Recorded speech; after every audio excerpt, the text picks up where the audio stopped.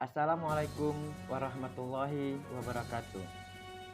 Ketemu kembali kita dalam materi seni budaya, yaitu konsep teater modern.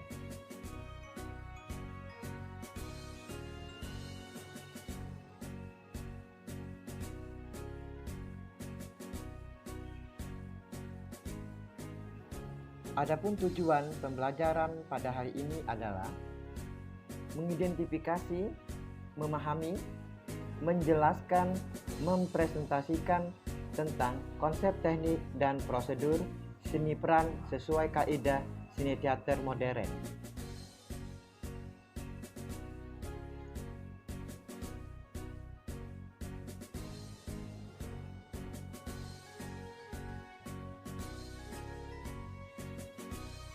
Pengertian seni teater.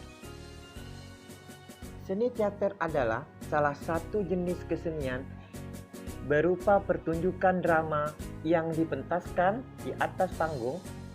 Secara spesifik, seni teater adalah sebuah seni drama yang menampilkan perilaku manusia dengan gerak, tari, dan nyanyian yang disajikan lengkap dengan dialog dan akting para pemainnya.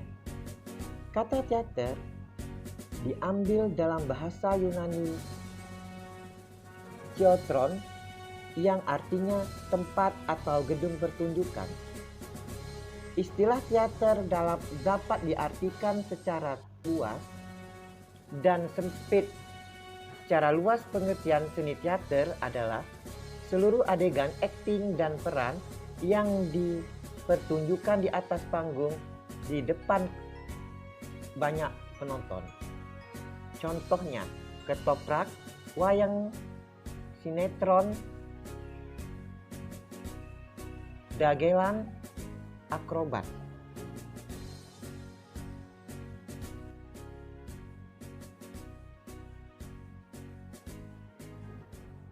Sedangkan secara sempit, pengertian seni teater adalah adegan tentang perjalanan hidup seseorang yang dibuat sedemikian rupa sehingga patut untuk dipertontonkan kepada khalayak umum di atas panggung pertunjukan dan didramakan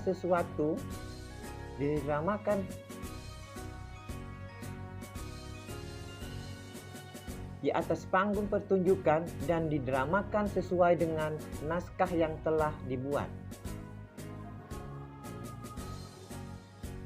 Menurut Kamus Besar Bahasa Indonesia, teater adalah gedung atau ruangan tempat pertunjukan film, sandiwara, dan sebagainya.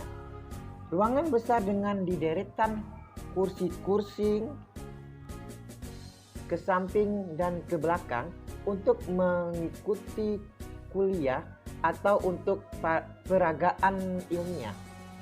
Pementasan drama sebagai suatu seni atau profesi, seni drama, sandiwara, dan drama. Sedangkan teater sering disebut juga dengan drama dan menurut Kamus Besar Bahasa Indonesia,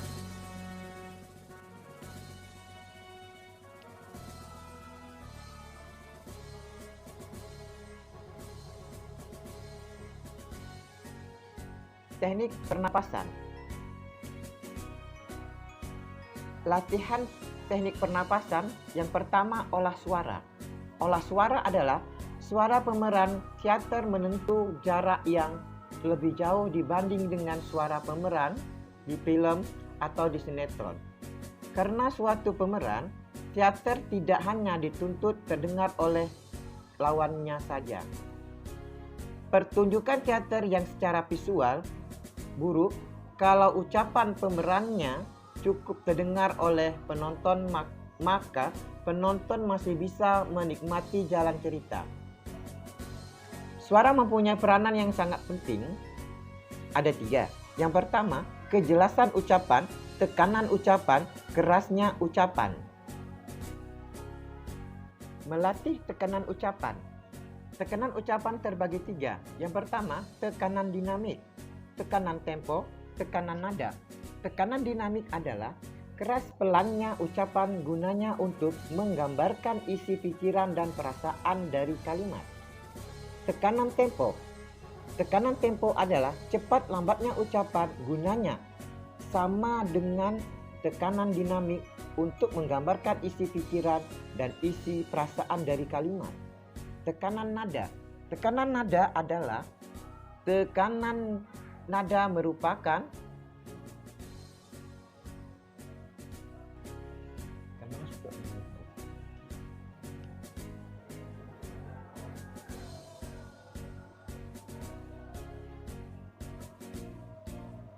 melatih kerasnya ucapan. Teknik ucapan pemeran teater lebih rumit dibandingkan dengan teknik ucapan film sinetron. Ucapan teater tidak hanya dituntut jelas dan menggambarkan isi pikiran dan isi perasaan saja, tetapi harus keras. Karena ucapan pemeran di dalam pertunjukan menempuh jarak yang lebih jauh. Karena itu, kerasnya ucapan harus dilatih. Mengucapkan kata kalimat tertentu dalam jarak 10 meter atau 20 meter perlu dipertanyakan. Yang pertama, sudah jelaskah? Yang kedua, sudah menggambarkan isi pikiran dan perasaan? Yang ketiga, dan pertanyaan yang penting, sudah wajarkah? Latihan mengumam.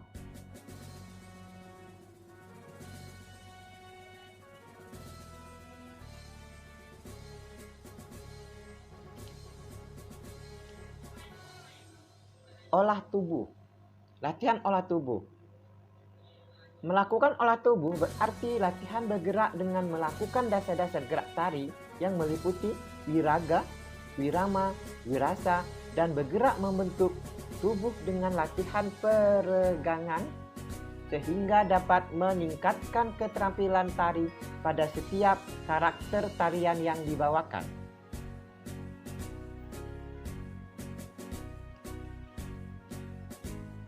Yang pertama, berjalan. Yang kedua, latihan kepala dan leher. Yang ketiga, latihan tubuh bagian atas. Yang keempat, latihan pinggul dan kaki.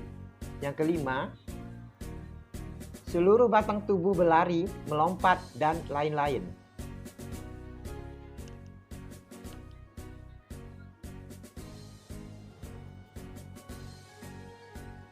Improvisasi. Improvisasi, penciptaan spontan atau pertunjukan yang dilakukan tanpa persiapan atau dirancang terlebih dahulu. Dengan melaksanakan latihan improvisasi, pemeran nantinya juga dapat mengatasi berbagai persoalan yang terjadi saat pertunjukan berlangsung. Misalnya, ketika pemeran atau dialog, pemeran dapat mengatasinya sehingga penonton tidak tahu bahwa telah terjadi kesalahan.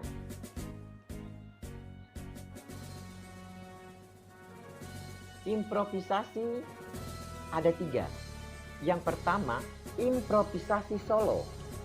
Yang kedua, improvisasi sepasang.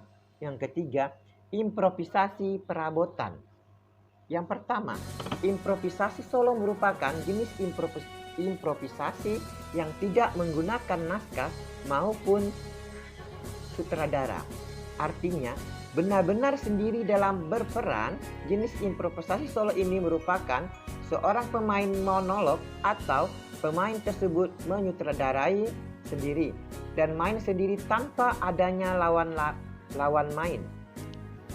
Improvisasi sepasang ini disebut juga sebagai improvisasi dengan pasangan, alias di sini akan melibatkan lawan main sebagai bahan improvisasi pemain teater. Namun, di sini keduanya bisa menjadi objek, alias kedua-duanya yang berimprovisasi jadi. Bagaimana caranya mereka dapat menyatukan pikiran hingga membentuk suatu spontanitas yang harmonis dan terpadu hingga membentuk suara rangkaian cerita dalam improvisasi. Improvisasi perabotan merupakan suatu spontanitas yang menggunakan objek sekitar Oleh karena itu, jenis improvisasi ini disebut juga sebagai improvisasi perabotan. Hal tersebut terjadi karena secara pemain akan dituntut untuk menggunakan benda-benda sekitar dalam bermain teater.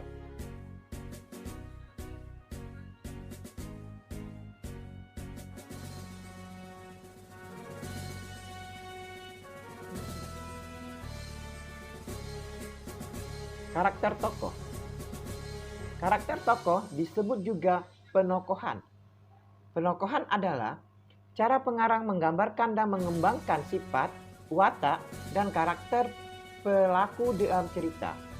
Penokohan dalam cerita ada 3 macam, yaitu tokoh protagonis, antagonis, dan tritagonis.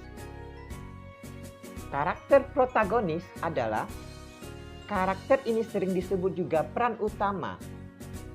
Peran utama ia memiliki sisi kebaikan dan mencerminkan sifat-sifat kebenaran yang mewarnai setiap aktivitasnya dalam cerita. Pada beberapa naskah, karakter ini biasanya mewakili sosok pahlawan, pembela kebenaran, atau tokoh yang memikul tanggung jawab.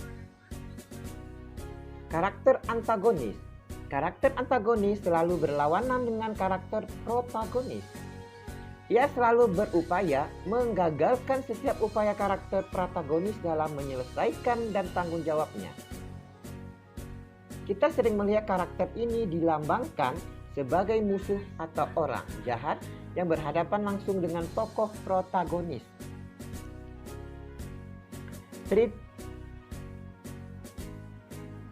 Tritagonis adalah karakter dengan level kepentingan ketiga di dalam sebuah cerita yang bertugas menjadi pendamai atau pengantara protagonis dan antagonis.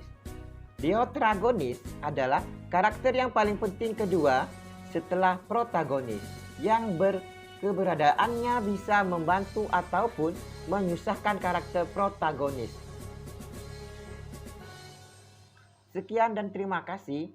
Selamat belajar dan ketemu kembali pada materi selanjutnya.